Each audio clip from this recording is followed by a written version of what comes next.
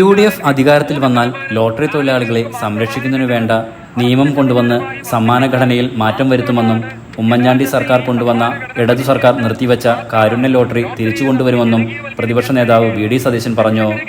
Lottery മേഖല നേരിടുന്ന പ്രതിസന്ധി പരിഹരിക്കുക, ലോട്ടറി കുത്തകവൽക്കരിക്കാനുള്ള നീക്കം തടയുക, കാരുണ്യ ചികിത്സാ പദ്ധതി പുനരാരംഭിക്കുക, അന്യസംസ്ഥാനങ്ങളിലേക്ക് ലോട്ടറി കടത്തുന്നത് തടയുക, സമ്മാനങ്ങളുടെ എണ്ണം വർദ്ധിപ്പിക്കുക എന്നീ ആവശ്യങ്ങൾ ഉന്നയിച്ചുകൊണ്ട് lottery agents and sellers association INTUC സംഘടിപ്പിച്ച സെക്രട്ടേറിയറ്റ് ധർണ ഉദ്ഘാടനം ചെയ്ത് സംസാരിക്കുകയായിരുന്നു അദ്ദേഹം.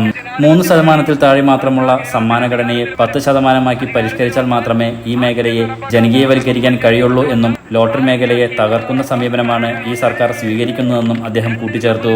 സമ്മാനഘടന നമ്മൾ പരിഷ്കരിക്കും. സമ്മാനഘടന ഒരു 10% വരെ സമ്മാനം കിട്ടുന്ന തരത്തിൽ സമ്മാനഘടന പൂർണ്ണമായി പരിഷ്കരിക്കും.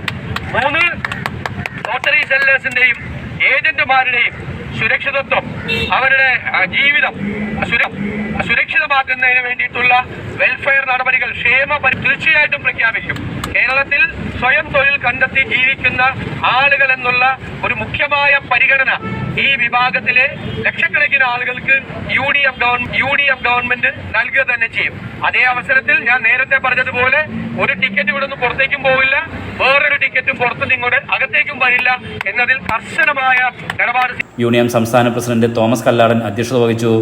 മുൻ ആഭ്യന്തരമന്ത്രി തിവഞ്ചൂർ രാധാകൃഷ്ണൻ മുഖ്യപ്രഭാഷണം നടത്തി.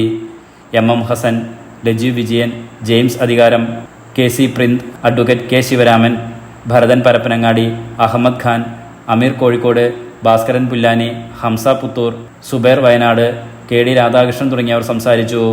Enlight news, Thiruvananthapuram.